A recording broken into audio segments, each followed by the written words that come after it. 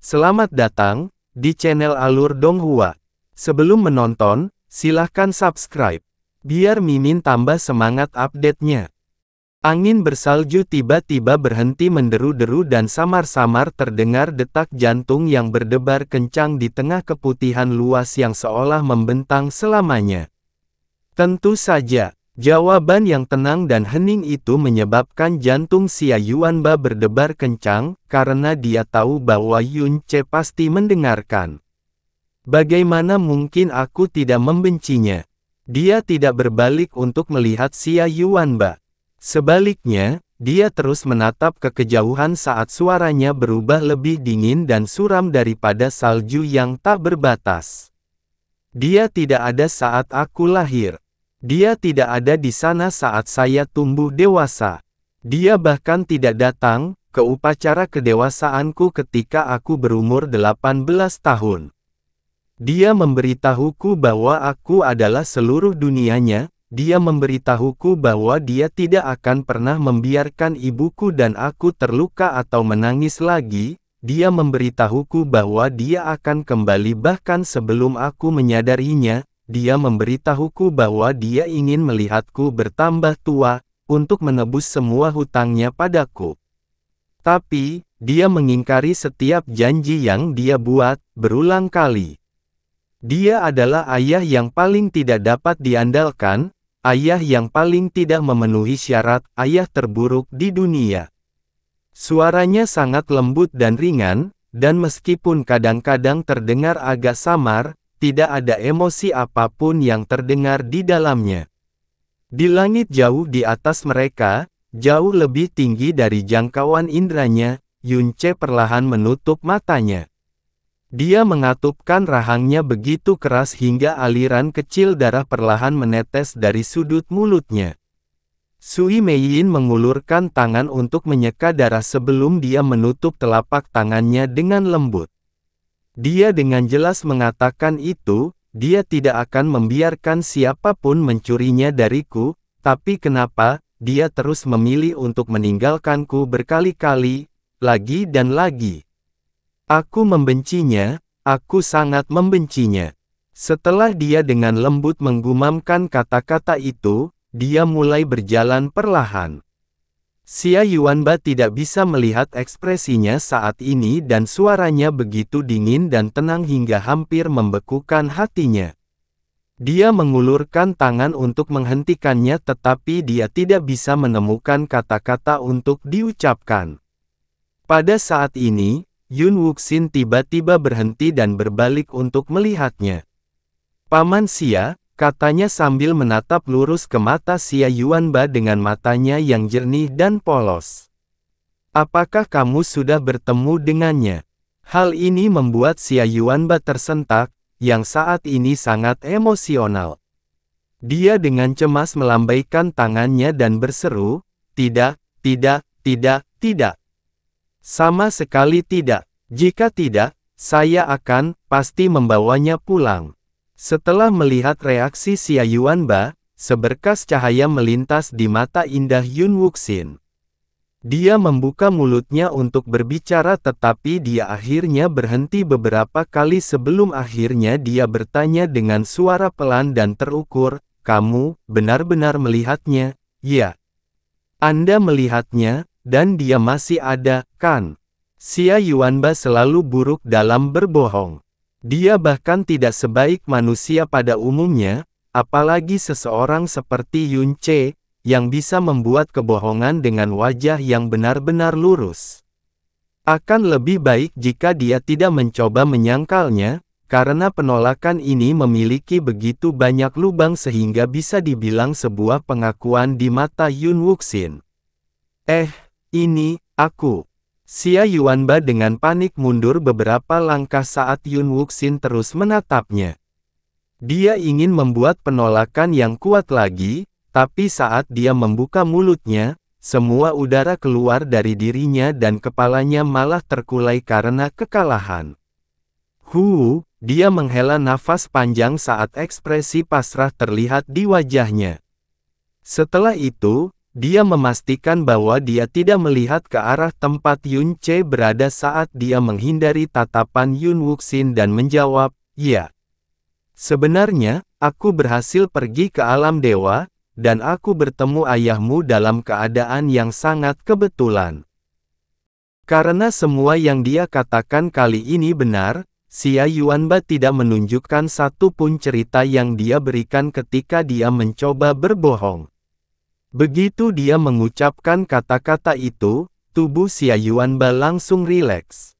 Dia merasa bersalah terhadap Yun Ce, tapi dia merasa jauh lebih baik sekarang setelah dia mengungkapkan semuanya. Keheningan yang sangat lama dan berlarut-larut pun terjadi setelah itu. Xia Yuanba menatap Yun Wuxin dengan mata khawatir saat dia diam-diam berdiri di tempatnya. Wajahnya masih sedingin dan setenang biasanya, dan tidak ada sedikit pun emosi yang terlihat di wajahnya. Yun Wuxin akhirnya berbicara, "Lalu kenapa dia tidak kembali padaku? Mengapa dia memintamu menyembunyikan kebenaran? Apakah dia menerima semacam cedera yang melemahkan, yang melumpuhkannya?" "Tidak, sama sekali tidak. Dia sangat baik-baik saja, tidak ada satupun luka di tubuhnya. Setidaknya aku bisa menjamin sebanyak itu." Karena masalah sudah seperti ini, Xia Yuanba memilih untuk tidak menyembunyikan apapun lagi. Dia dengan sungguh-sungguh berkata, "Ada beberapa tugas penting yang harus dia selesaikan. Tugas sangat penting, bahkan saya tidak dapat memahaminya." "Wuxin," Xia Yuanba buru-buru melanjutkan, "saya sangat memahami ayahmu. Satu-satunya alasan dia tidak kembali setelah bertahun-tahun adalah karena ada beberapa kesulitan dan hambatan tak terduga yang mengikatnya. Lagi pula, tempat yang disebut alam dewa itu luasnya tak terbayangkan, dan pasti ada sesuatu yang menahannya di sana. Namun, dia berjanji akan segera kembali, itu adalah sesuatu yang dia katakan sendiri. Sebuah janji yang sangat tulus darinya." Xia Yuanba sudah memutar otak untuk menyusun jawaban ini untuk Yun Wuxin, jadi satu-satunya hal yang bisa dia lakukan sekarang adalah menunggu jawabannya dengan cemas. "Begitukah?" kata Yun Wuxin dengan suara paling lembut. Setelah itu, dia hanya berbalik, punggungnya menghadap Xia Yuanba sekali lagi. "Saya mendapatkannya. Karena dia tidak ingin kami tahu tentang kesempatan bertemu kalian berdua, aku tidak akan memberitahu ibu atau majikanku. Paman Xia, kamu sudah pergi selama beberapa bulan, jadi suaka Raja Absolut sangat mengkhawatirkanmu. Anda harus kembali secepat mungkin dan memberi mereka ketenangan pikiran." Dia sudah berjalan ke dalam salju yang berterbangan tanpa batas bahkan saat dia mengucapkan kata-kata itu. "Wuxin, apakah kamu baik-baik saja?" Xia Yuanba bertanya dengan suara khawatir. Sayangnya, dia tidak menerima balasan. Sosok Yun Wuxin menjadi tidak jelas dan buram saat dia menghilang ke dalam badai salju yang tiada henti. Setelah Xia Yuanba melontarkan pandangan meminta maaf ke langit di atasnya, dia tetap di tempatnya berdiri untuk sementara waktu, ekspresi wajahnya bermasalah. Setelah itu, dia menghela nafas pendek sebelum berbalik dan terbang ke arah selatan. Bagaimanapun, Frozen Cloud Asgard melarang semua laki-laki selain Yun Ce untuk masuk, dan dia tidak terkecuali. Angin bersalju semakin kencang. Hal ini sudah menjadi kejadian umum di wilayah salju es ekstrim sejak 4 tahun lalu, ketika seluruh bintang kutub biru bergetar hebat. Sejak saat itu, wilayah ini menjadi lebih dingin dari sebelumnya. Langkah Yun Wuxin semakin lambat, dan bahkan sebelum dia menyadarinya, jalannya telah menyimpang jauh dari tempat Frozen Cloud Asgard berada. Dia tiba-tiba terhuyung saat dia berlutut di salju yang sedingin es. Dia tetap diam untuk waktu yang sangat lama, bahunya yang halus gemetar. Namun, getaran ini mulai semakin kuat. Isak tangis serak yang dia coba tekan dengan susah payah terdengar di tengah angin bersalju. "Ayah!" Dia meneriakkan kata-kata itu dengan suara sedih dan menyedihkan saat setetes air mata jatuh dari matanya yang tertutup rapat. Itu berubah menjadi kristal salju paling murni dan berkilau di alam semesta saat diam-diam jatuh ke dalam es abadi yang menyelimuti daratan ini. Selama kamu aman, selama kamu aman. Selama kamu aman, aku akan menunggumu. Tidak peduli berapa lama dibutuhkan. Ayah, aku membencimu, tapi aku juga sungguh merindukan kamu. Akhirnya, dia tidak bisa menahan tangisnya lebih lama lagi dan air mata jatuh dari matanya seperti air dari bendungan yang jebol. Dia berlutut di salju sambil memegang satu tangan ke dadanya dan menangis sepenuh hati di tengah tanah es dan salju yang tak terbatas itu. Langit redup dan angin menderu menyembunyikan tangisannya yang menyayat hati dari dunia saat salju berputar di sekelilingnya. Setiap tetesan air mata, setiap isak tangis yang penuh rasa sakit dipenuhi dengan kerinduan, kemarahan, kesedihan, kekhawatiran, dan ketakutan yang tak terbatas. Di awan yang tinggi di atasnya, Yunce mati-matian mencengkeram dadanya, jari-jarinya tenggelam jauh ke dalam dagingnya. "Ayo pergi." Dua kata pendek itu diucapkan dengan suara gemetar hingga hampir tidak bisa dimengerti. Setiap detik dia tinggal di Blue Pole Star meningkatkan bahaya yang ditimbulkannya. Dia pasti tidak bisa membiarkan mimpi buruk kemarin terjadi lagi. Dia tidak bisa membiarkan siapapun mendeteksi keberadaannya, tidak peduli apapun yang terjadi, bahkan jika kemungkinan hal itu terjadi sangat kecil.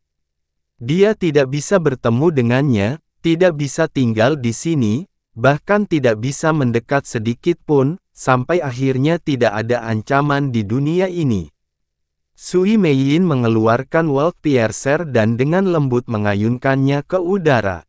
Cahaya dan ruang membengkok di sekitar mereka saat mereka kembali ke alam bintang 7.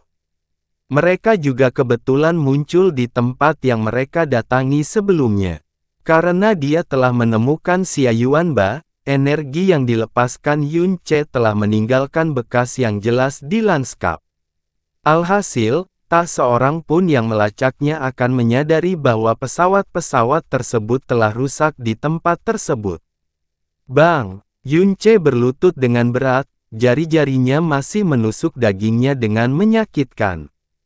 Wajahnya adalah topeng kesedihan dan seluruh tubuhnya gemetar seperti daun di tengah badai. Suara gertakan gigi yang keras terdengar dari mulutnya. Sui Meiyin berjongkok di sampingnya dan berbisik, "Kakak Yun Ce, hanya aku yang ada di sini. Tidak ada orang lain yang bisa mendekati kita." Beberapa kata singkat itu sebenarnya menyebabkan Master Iblis, penguasa wilayah ilahi utara, monster yang telah menodai dua wilayah dewa dengan darah, runtuh total.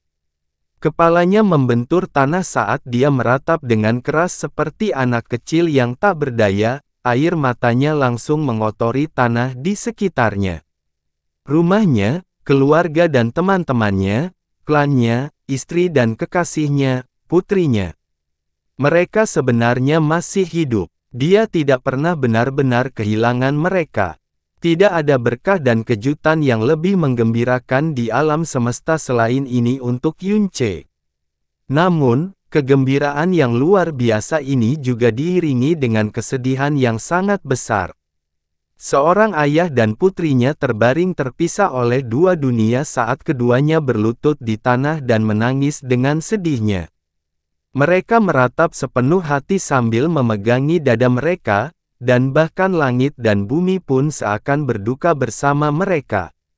Di dalam dunia mutiara racun langit, Heling menempelkan kedua tangannya ke bibir sambil menangis terseduh-seduh. Ini luar biasa, ini sungguh luar biasa, dia nyaris tidak tersentak saat air mata mengalir di pipinya.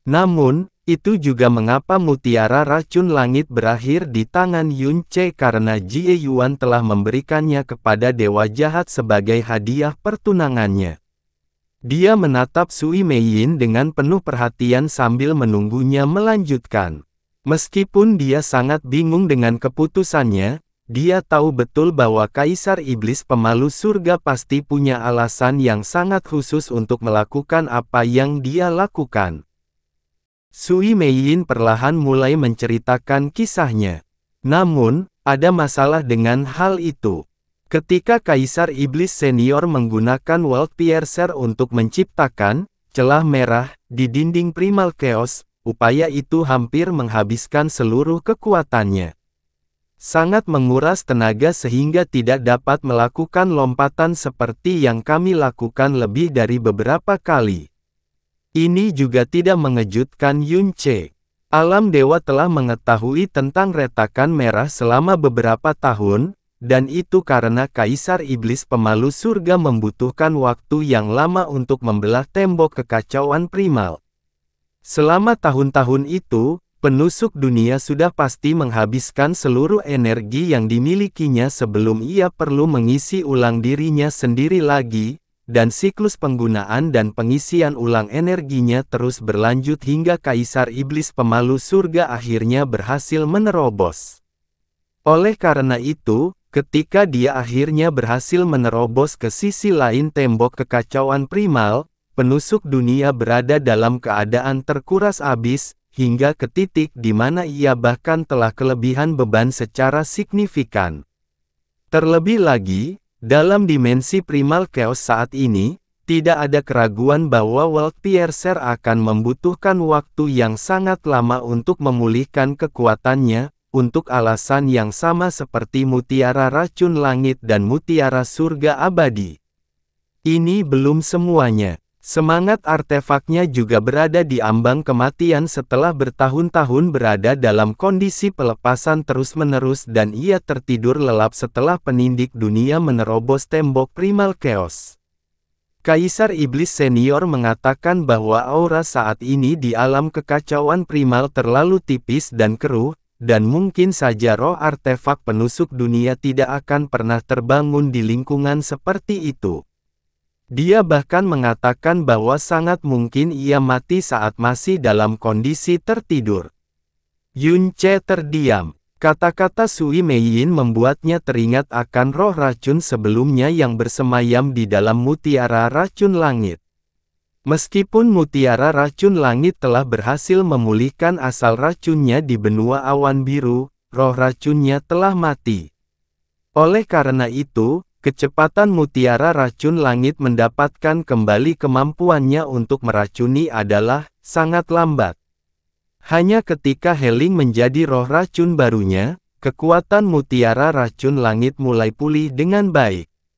Faktanya, ia bahkan berhasil melepaskan racun pemutus pikiran yang melukai surga ke alam dewa kerajaan Brahma beberapa tahun yang lalu, sebuah tindakan yang telah membuat kerajaan perkasa bertekuk lutut. Jika roh jarum dari World Piercer tetap tertidur lelap atau mati, maka kekuatan World Piercer pasti akan tetap tertidur selamanya. Mungkin roh Heling juga bisa bergabung dengan World Piercer. Namun, dia langsung menghilangkan pemikiran itu saat pikiran itu muncul di kepalanya. Tidak, itu tidak akan berhasil.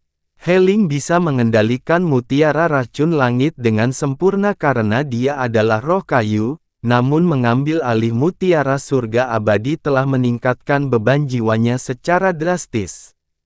Meskipun demikian, dia masih mencoba untuk menggabungkan rohnya ke dalam segel kehidupan dan kematian primordial secara teratur, meskipun jelas bahwa hal itu menyakitinya.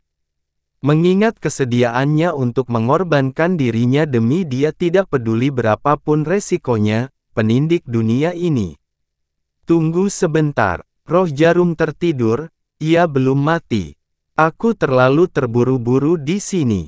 Namun, Kaisar Iblis Senior tidak ingin penindik dunia menemaninya ke pengasingan abadi dari Primal Chaos. Jadi, dia menyerahkannya kepadaku sebelum dia pergi. Apakah itu karena kamu memiliki jiwa ilahi yang tahan karat? Yunce bertanya. Ini adalah sifat unik, berkah dari surga, yang hanya dimiliki oleh Sui Meiyin. Ya, Sui Meiyin menganggukkan kepalanya. World Piercer lahir di inti alam semesta purba. Jadi dia mengucapkan kata-kata ini kepadaku. Hanya jiwa ilahi tanpa karat Anda, yang dilahirkan oleh energi primordial alam semesta ini, yang dapat memelihara dan membangkitkan sementara roh jarum yang tertidur di dalam penusuk dunia. Jiwa ilahi tahan karat kemudian digunakan sebagai media untuk terhubung dengan roh jarum yang telah terbangun dari tidurnya selama beberapa waktu, dan aku kemudian akan menggunakan kekuatanku sendiri untuk secara paksa mengaktifkan kekuatan dimensi penusuk dunia. Emosi memenuhi wajah Yunce saat dia berkata, jadi maksudmu kamu berhasil menukar bintang kutub biru dengan planet lain menggunakan metode ini. Dia telah menggunakan jiwa ilahi tanpa noda untuk membangunkan sementara roh jarum yang tertidur di dalam penindik dunia sebelum menggunakannya lagi untuk terhubung dengan roh jarum yang bangkit. Setelah itu, dia menggunakan kekuatannya sendiri untuk secara paksa mengaktifkan kekuatan dimensi World Piercer untuk mencapai pertukaran spasial yang besar ini. Jika menghancurkan dua planet sama sulitnya dengan mengangkat batu besar, maka menukar lokasi dua planet sama sulitnya dengan mengangkat gunung. Upaya besar ini pasti telah menghabiskan sebagian besar kekuatan jiwa dan kekuatan mendalam Sui Meiyin. Namun, orang yang menanggung beban terberat tidak diragukan lagi adalah roh jarum yang sudah lemah. Tidak heran Sui Meiyin mengatakan bahwa ini adalah mukjizat ilahi yang hanya terjadi satu kali saja, kecuali jika roh jarum sudah cukup pulih kekuatannya, bahkan mungkin tidak mungkin untuk mencoba melakukan aksi ini lagi dengan paksa. Faktanya, mencoba melakukan ini lagi pasti akan mengakibatkan kehancuran total dari roh jarum. Mengingat keadaan dimensi primal chaos saat ini, roh jarum bisa binasa kapan saja. Bahkan jika ia bisa pulih sepenuhnya sambil beristirahat di dalam jiwa ilahi Sui Meiyin, tidak ada yang tahu berapa lama waktu yang dibutuhkan. Sui Meiyin melanjutkan, menukar lokasi dua planet adalah batas dari apa yang dapat dilakukan penusuk dunia di alam semesta saat ini. Ini adalah sesuatu yang Kaisar Iblis Senior katakan kepadaku setelah dia memberikannya kepadaku. Pada saat itu, saya tidak pernah berpikir bahwa akan ada hari di mana saya harus melakukannya, dan saya juga tidak pernah bermimpi bahwa hari itu akan datang begitu cepat. Jantung Yunce berdebar dengan kehangatan lembut saat dia menatap Sui Meiyin, tapi dia tidak tahu bagaimana mengungkapkan perasaan ini dengan kata-kata. Apakah Anda sudah menemukan pengganti Blue Pole Star sejak dini? Yunce bertanya. Rasanya seperti, ketika Sui Meiyin menggunakan Illusory Glaze Imagery Jade untuk secara diam-diam mencatat kebenaran tentang apa yang terjadi saat itu, sebelum para kaisar dewa mengkhianatinya. Dia telah memberitahunya bahwa itu karena jiwa ilahi tanpa karat miliknya dapat memprediksi bahaya sampai batas tertentu. Kaisar Iblis Senior memberitahuku sesuatu saat itu dan aku masih mengingat setiap kata-katanya seperti baru kemarin. Sui Meiyin mulai berbicara lebih lambat saat dia mengulangi kata-kata Jie Yuan. Iblis sejati bukanlah ras iblis yang hidup dalam kegelapan. Sebaliknya, mereka ada di kedalaman jiwa setiap makhluk hidup. Oleh karena itu, jangan terlalu naif dengan mengharapkan kebaikan Anda akan terbalas dan jangan pernah meremehkan kedalaman yang bisa dicapai orang lain. Yunce juga memahami sepenuhnya kata-kata itu. Saat itu, dia telah menemukan Chu Yuechan dan putrinya, mendapatkan kembali kekuatannya, dan teman-teman, keluarga, serta kekasihnya semuanya selamat dan sehat. Dia bahkan berhasil menemukan Jasmine di alam dewa pada akhirnya. Karena itu, dia memutuskan untuk kembali ke bintang kutub biru dan menghilang dari alam dewa selamanya. Selain itu, Kaisar Langit Surga Abadi, orang yang paling dia percayai dan hormati di alam dewa, bahkan secara pribadi, bersumpah dengan cara yang paling umum untuk memastikan bahwa dia tidak akan diganggu oleh siapapun dari alam dewa. Segalanya tampak begitu indah dan sempurna pada saat itu dan dia sangat berterima kasih atas perlindungan dan kebajikan yang telah ditunjukkan kehidupan kepadanya sejauh ini. Pada akhirnya, kepolosannya inilah yang mengirimnya terjun ke jurang terdalam. Awalnya, kupikir penderitaan kejam yang dialami Kaisar Iblis Senior selama bertahun-tahun berada di luar Primal Chaos secara alami menyebabkan dia memandang segala sesuatu dari sudut pandang paling suram dan sinis. Setelah itu, aku melihat kakak Yunce perlahan menjadi anak Dewa Mesias yang dihormati dan dihormati semua orang, dan hatiku dipenuhi dengan kegembiraan. Namun, kegelisahan aneh mulai tumbuh di hatiku. Saat itu, aku tidak menyangka hal buruk akan menimpamu. Aku juga sangat berharap semuanya akan baik-baik saja, tapi kegelisahan di hatiku membuatku mulai memikirkan kemungkinan akhir terburuk untukmu. Sebagai hasilnya, saya dengan hati-hati menggunakan illusory glaze imagery jade untuk secara diam-diam merekam adegan kakak Yunce menyelamatkan alam semesta. Pada saat yang sama, saya juga mulai mencari planet yang mirip dengan bintang kutub biru. Karena, dalam skenario terburuk yang pernah saya pikirkan, planet asal kakak Yunce, yang merupakan kelemahan terbesar Anda dan tempat Anda berada, hati yang benar-benar terbaring, juga akan. Sui Meiyin tiba-tiba berhenti berbicara. Dia tidak melanjutkan, tapi Yunce mengerti apa yang dia katakan. Yunce memecah keheningan yang canggung dengan berkata, "Omong-omong, mengapa kamu tahu di mana letak bintang kutub biru? Aku tidak ingat pernah membawamu ke sana." Kepala halus Sui Meiyin terkulai sedikit sebelum dia menatap Yunce dan memberinya senyuman manis. Itu wajar karena Kaisar Iblis Senior memberitahuku di mana lokasinya. Saya juga tahu bahwa itu adalah planet yang diciptakan bersama oleh Kaisar Iblis dan Dewa Jahat di masa lalu. Yunce menghela nafas paling lembut. Ketika dia mengingat emosi mentah yang ditunjukkan Kaisar Iblis Pemalu Surga ketika dia melihat bintang kutub biru sekali lagi, dia merasa sulit membayangkan apa reaksinya jika dia mengetahui semua yang terjadi dalam beberapa tahun terakhir. Di era kuno, Dewa Jahat dan Jie Yuan telah menciptakan bintang kutub biru bersama-sama dan awalnya terletak di utara Primal Chaos, dekat tempat wilayah ilahi utara saat ini berada. Setelah itu, perang antara Dewa Sejati dan Iblis Sejati pecah, dan Dewa Jahat memindahkan bintang kutub biru ke timur kekacauan primal untuk melindunginya, namun, bintang kutub biru telah menderita kerusakan parah selama proses ini, menyebabkan sebagian besar tanahnya runtuh. Hanya 3% daratannya yang tersisa, dan 97% sisanya berubah menjadi lautan. Dan sekarang, ia telah melompati ruang angkasa sekali lagi dan tiba di selatan Primal Chaos.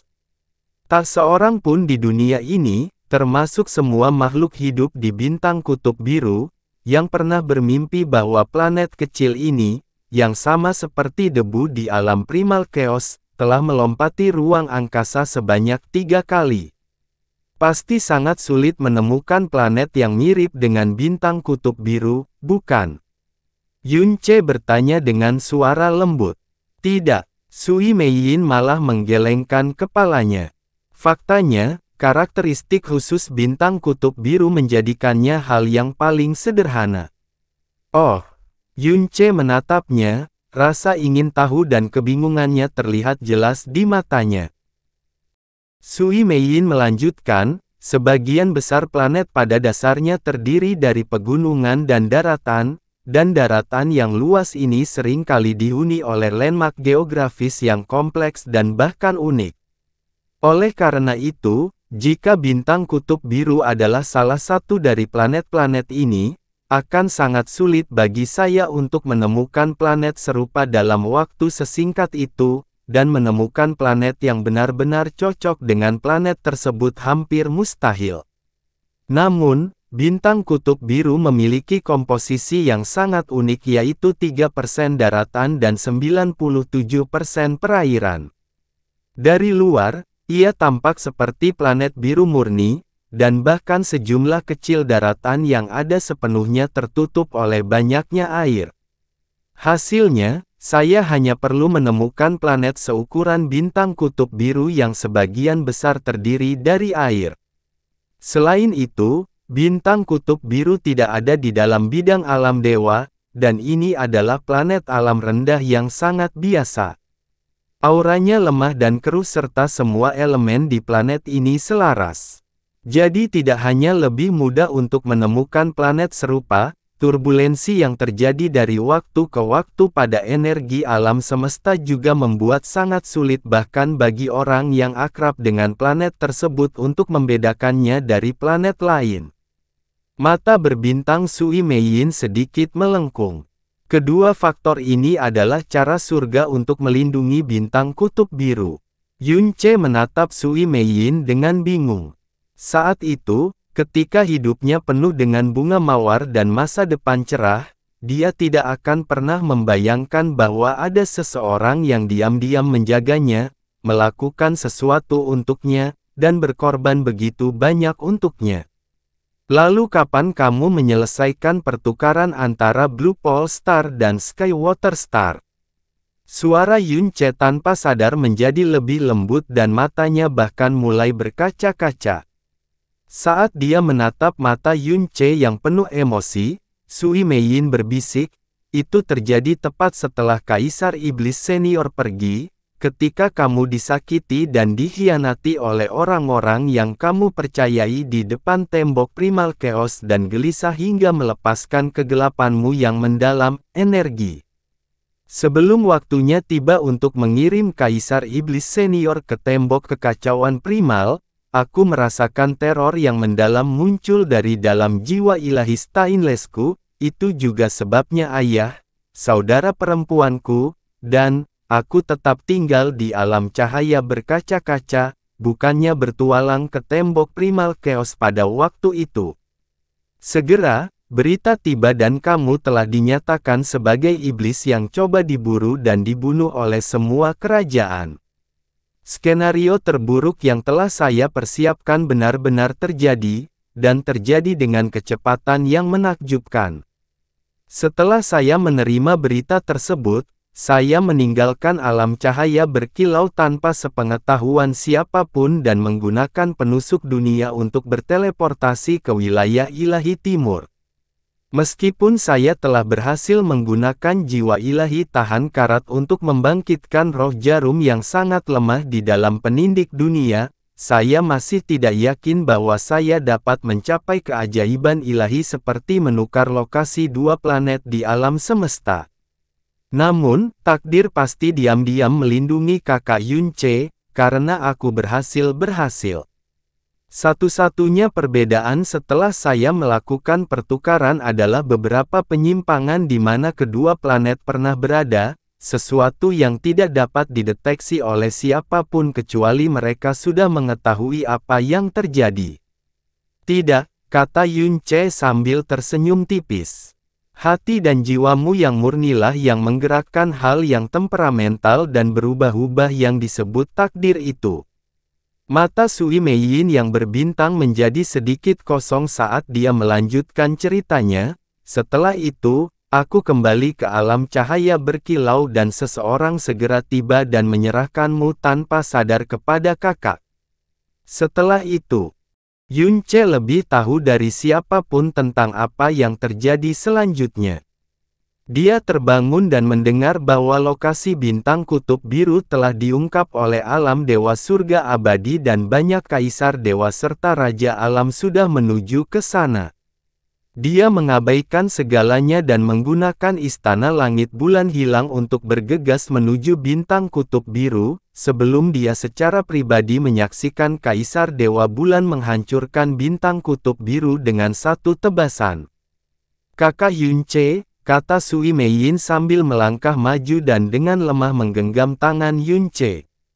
Matanya berkaca-kaca saat dia melanjutkan, pada saat itu, saya tidak dapat mencegah Anda bergegas ke sini, dan saya juga tidak dapat memberitahu Anda bahwa itu bukanlah bintang kutub biru yang asli.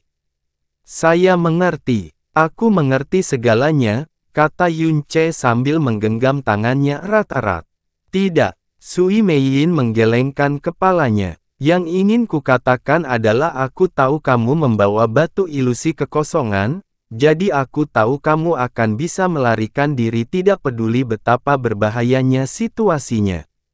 Lebih penting lagi, pada saat itu, aku ingin kau, secara pribadi menyaksikan kehancuran bintang kutub biru. Aku tahu melakukan itu padamu adalah tindakan paling kejam di dunia, tapi... Yunce menggelengkan kepalanya kuat-kuat sambil memeluk gadis yang menggigil itu dengan erat. Dia menutup matanya dan menahan detak jantungnya yang liar saat dia berseru padanya dengan suara lembut, "Tidak, kamu tidak melakukan kesalahan, kamu tidak melakukan kesalahan apapun. Anda adalah orang yang menyelamatkan bintang kutub biru, menyelamatkan rumah saya, menyelamatkan keluarga dan teman-teman saya, Andalah yang menyelamatkan segalanya bagi saya." Jika Sui Meiyin telah memberitahunya sebelumnya bahwa planet yang telah dihancurkan bukanlah bintang kutub biru, maka dia tidak akan jatuh ke dalam jurang kesakitan dan keputusasaan dan bahkan jika dia masih melarikan diri ke wilayah ilahi utara, kekhawatirannya, kerinduan, dan ketakutan yang selalu dia rasakan terhadap rumahnya akan menghalanginya untuk berkembang begitu pesat. Dia tidak akan pernah benar-benar bisa meninggalkan dan menyerahkan rumah, keluarga, teman, dan kekasihnya.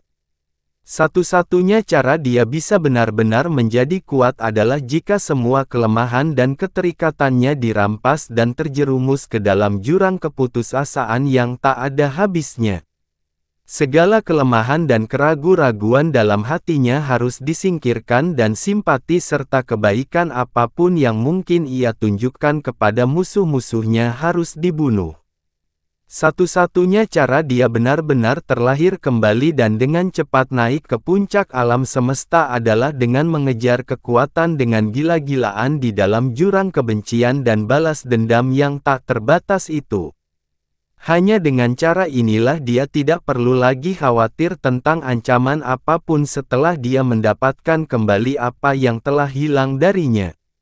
Apa yang diberikan Sui Meiyin padanya, adalah kelahiran kembali yang sebenarnya dan masa depan tanpa bayangan. Bahkan, bisa dikatakan bahwa dia telah menyelamatkannya.